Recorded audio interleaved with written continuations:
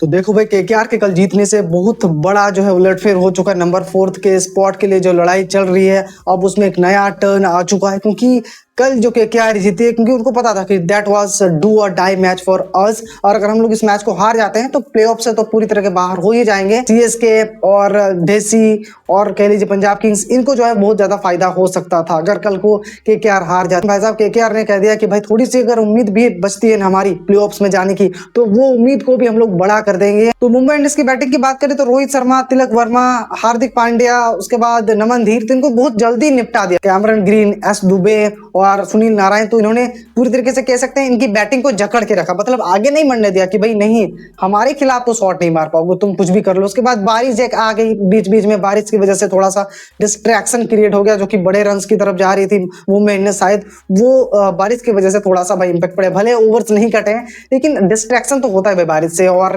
148 run का सिर्फ target मिलता है केकेआर को, तो किसी तरह लड़ते झगड़ते मरते पिटते किसी तरह 148 रन का टारगेट सेट करती है केकेआर के लिए मुंबई इंडियंस। हम लोग तो यही उम्मीद बना के रखे थे कि फिन एलन अकेले इस रन चेस में बहुत बड़े प्लेयर साबित होंगे और अकेले इस मैच में एक तरफा केकेआर को जिता के ले चले जाएंगे, लेकिन नहीं, ऐसा नहीं हुआ भाई। और दीपक चाहर ने सिर्फ 8 रन पे उनको बोल्ड कर दिया, सारी उम्मीदें हमारी धराशायी उसी टाइम पर हो गई। फिन एलन के आउट होने के बाद अजिंक्य रहाणे भी 21 रन पे कॉर्बिन बॉस उनको आउट करते हैं। उसके बाद कैमरून ग्रीन भी सिर्फ महज 4 रन बना के आउट होते हैं, तो उनकी हालत धीरे धीरे खराब हो रही थी। लग नहीं रहा था कि 148 रन भी इनके लिए बहुत आसान होने वाला रन चेस। और मुंबई इंडियंस वालों ने एक और गलती कर दी कि रॉबमन पावल का उन्होंने इंपॉर्टेंट कैच मिस कर दिया। भाई साहब अगर वो आउट हो जाते ना, अर्लियर उनका विकेट गिर जाता तो शायद ये रन चेस नहीं कर पाती, क्योंकि जिस तरीके से वो पावर हिटिंग करते हैं सभी को पता है कि एक तरफा मैच को वो जिता सकते हैं।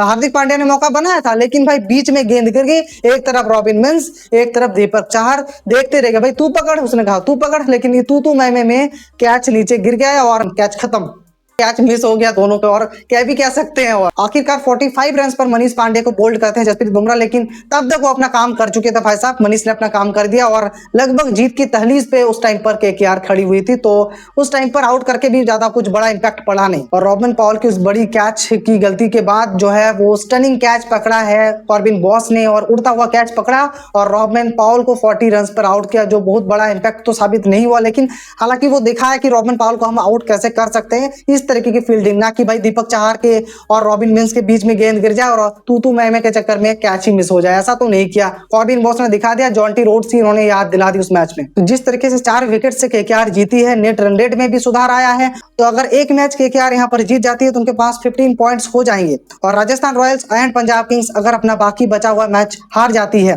तो भाई आराम से क्वालिफाई कर जाएंगे, बिना कुछ खासी मशक्कत के उनको क्वालिफाई कर दिया जाएगा, ऑटोमेटिकली वो क्वालिफाई हो जाएंगे फॉर द प्लेऑफ्स। और भाई मुश्किल यहाँ पर सीएसके के लिए होने वाली है, क्योंकि सीएसके को उम्मीद करनी पड़ेगी कि तीनों हारे, पंजाब भी, उसके बाद कह सकते हैं केकेआर भी अपना आखिरी मैच, और कह सकते हैं राजस्थान रॉयल्स भी। फिर भी उम्मीद तभी बनेगी जब आप अपना लास्ट मैच जीतोगे गुजरात टाइटंस के खिलाफ, तब आप उम्मीद कर सकते हैं। और उसके भी नीचे है दिल्ली कैपिटल, जो कि बिल्कुल भी उनके पास चांसेस नहीं है, लेकिन मैथमेटिकली अभी भी भाई जिंदा है वो, तो कुछ भी नहीं कह सकते।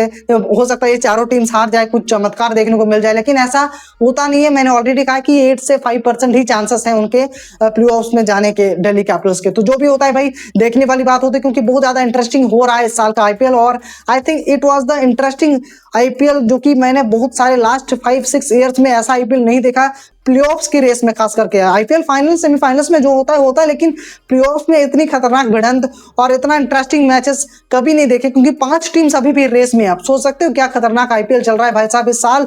तो इस साल भाई आईपीएल के एक भी अपडेट अगर आप मिस नहीं करना चाहते हो, लेटेस्ट अपडेट चाहते हो विद एनालिसिस, तो जरूर से इस चैनल को सब्सक्राइब कर दीजिए। एंड ऑब्वियसली अगर इंस्टाग्राम, फेसबुक या किसी भी प्लेटफॉर्म में देख रहे हो पेज को, तो जरूर से पेज को फॉलो कर लीजिए। तो दोस्तों मिलते हैं नेक्स्ट मैच एनालिसिस में, तब तक के लिए bye bye, thank you and thanks for watching.